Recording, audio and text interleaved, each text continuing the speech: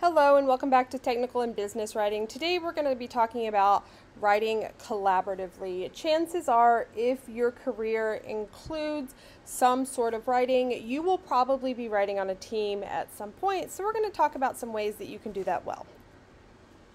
So there are definitely some advantages to writing collaboratively. It draws on a wider knowledge base and a wider skills base. We all know different things and are better at different things. So when you have a team of people working together, you can kind of pull from what everybody is good at. It also provides a better idea of how the audience will read the document just because you have different perspectives. And it can improve communication among employees or team members or organization members. It's a good way to help acclimate new employees to an organization, and by working in teams, it motivates employees to help an organization grow.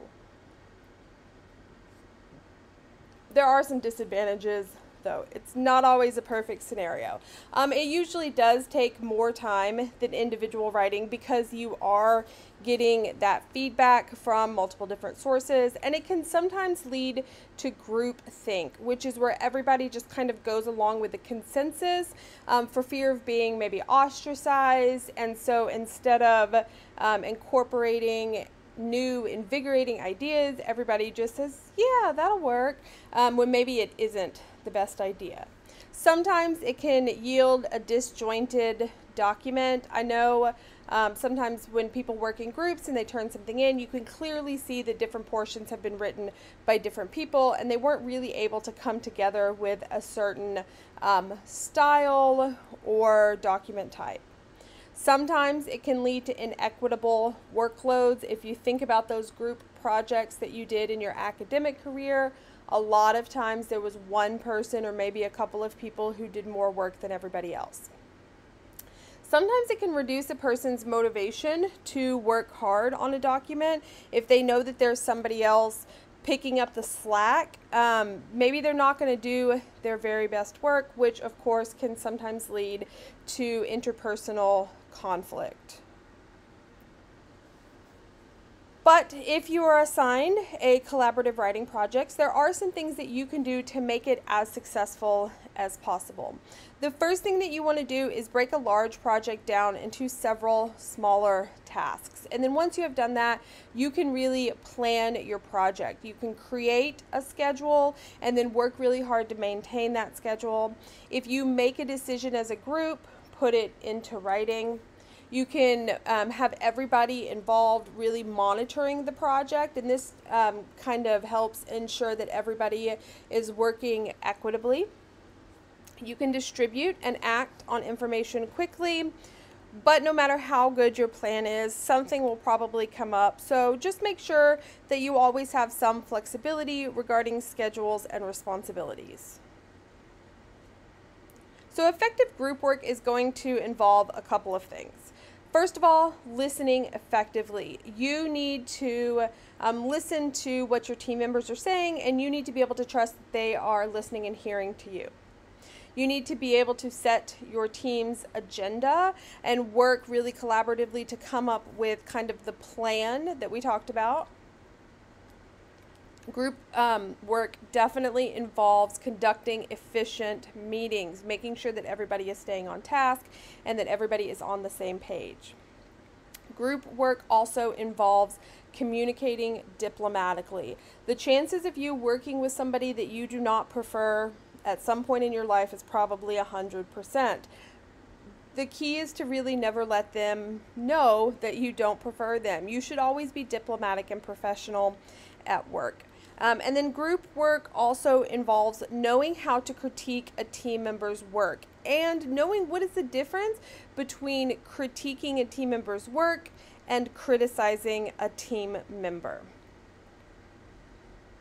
So let's talk about these. We're going to start with being an effective listener. There's some things that you can do. Pay attention to the person that is speaking. Listen for main ideas. Don't get emotionally involved in the speaker's ideas. Sometimes if somebody has an idea that challenges us and we get emotionally involved in that idea, it restricts our ability to really hear what they're saying. You can also ask questions to clarify what the speaker said if maybe you didn't understand their perspective or the logistics of what they're talking about. And then always make sure that you are providing the appropriate feedback. Being a good listener means that you have absorbed what they've said and you have something to say in response. Let's talk about setting the team's agenda. The first thing that you're going to do is make sure that everybody on the team agrees on what the task is and you have the same purpose or goal for the task. I think it's a good idea to choose a team leader, even if your company or organization doesn't specifically assign one, just to say, hey, this is the person that we are going to reference back to if we have a disagreement or something like that. And then go through and define tasks for each team member. Who is doing what specifically?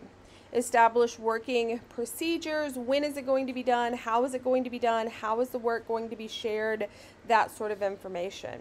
And it's also a good idea to come up with a procedure for resolving conflict productively. If you and your teammate have a disagreement, are y'all going to vote on it as a team? Is the team member going to have the team leader going to have the final say? What's going to happen if you have a conflict? And it's a good idea to come up with this plan ahead of time. It doesn't necessarily guarantee that you're going to have a conflict, but it lets everybody know that if there is a conflict, it's going to be handled in a respectful and reasonable manner. You also want to create a style sheet.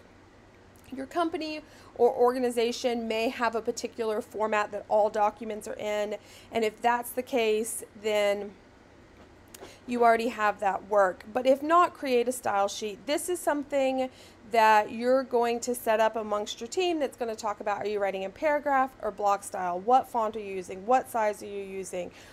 How are you formatting your document? All of that can go into a style sheet. Establish a work schedule that you and your team will agree to, and then work to create evaluation materials. How are you going to assess whether or not your document is meeting its purposes? So let's talk about some keys to a great meeting. Here's some things that you should do. Arrive on time. If at all possible, and if there's any circumstances within your control, please make sure that you're arriving to meetings on time. This lets everybody know that you care about the project, that it's a priority for you, and that you are working hard to fit it into your schedule. Also, make sure that you stick to the agenda. What is the meeting for? I'm going to let you in on a little secret. Not everybody loves meetings. Like it is just the burning passion of their heart. So do what you're supposed to do in the meeting, and then you can go on your way. Maybe if you want to have a side conversation later where you're not taking up everybody's time in the meeting, you might choose to do that. Make sure you have a group member act as secretary and write down notes about the meeting and important decisions. And at the meeting's end, the team leader or one of the team members should go through and summarize what y'all have accomplished in the meeting, and if there's any new tasks, go ahead and assign those. Now, here's some diplomacy skills that you can use working in a team. The first one up here, listen carefully without interrupting. I think it is very important, especially in business and organizational settings, that we learn to listen and listen without interrupting. Give everybody the chance to speak. Even if the team member thinks that he or she or they have all of the best ideas, everybody should get a chance to speak. You're definitely going to want to avoid personal remarks and insults. Don't overstate your position. This means don't tell everybody, hey, I can write 20 pages in 48 hours if you can't write 20 pages in 48 hours. Don't get emotionally attached to your own ideas. It may be the best idea. It may not be the best idea. And maybe sometimes, even if it is the best idea, your team members may vote to go a different way. Make sure you're asking pertinent questions. If you have a question, chances are somebody else is going to have that same question. And pay attention to nonverbal communication. If it looks like somebody you're trying to have a conversation with is shutting down or is not receptive, maybe step back and ask yourself what's going on in this situation, and is there something you can do to turn it around. Offering feedback is an important element in writing collaboratively. You always want to make sure that everybody is doing their best work, and if you know of a way that the document can be improved, you're offering that. So here's my suggestions for that. Always start with a positive comment. There's something good about everything, so start with that. I've never seen a document that doesn't have something good in it. And then discuss the larger issues first. I noticed that we had an issue with whatever is going on. And then make sure that you are talking about the document, not the writer. I don't like how you wrote comes off as a personal attack versus the way this sentence is worded doesn't come off as an attack quite as much.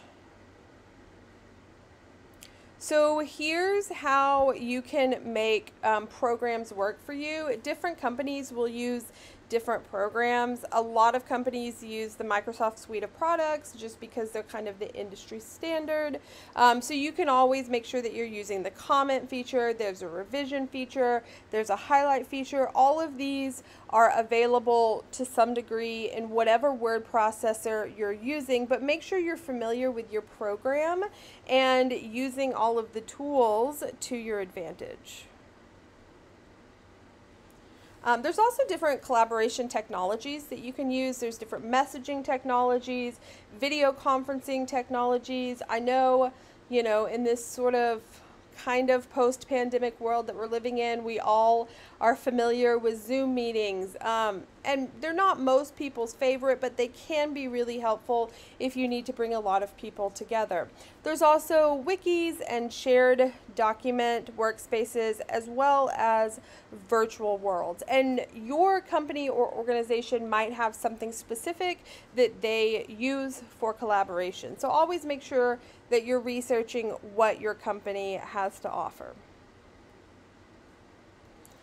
If you do use your organization's social media, make sure that you are maintaining an professional online presence. This means that you're never going to use a business social media for non-business purposes. This means that you're not going to message a coworker on Slack with something that's not related to work. You're not going to divulge secure information. You're not going to divulge private information about yourself or anyone else.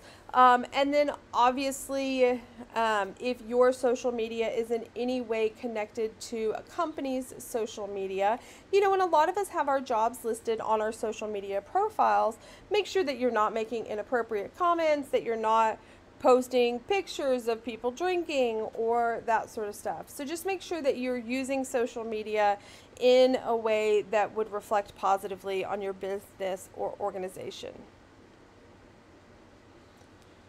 Now, let's talk about cross-cultural collaboration. So a lot of times people from other cultures might find it difficult to insert themselves in collaborative teams, especially if they are a minority in the office or organizational setting. So sometimes they might be unwilling to respond with a definite no. This is where you are paying attention to social cues, to body language, to the words that they are using, to specifically what they are saying. And you're paying attention to them to see if they might need help or clarification or anything like that.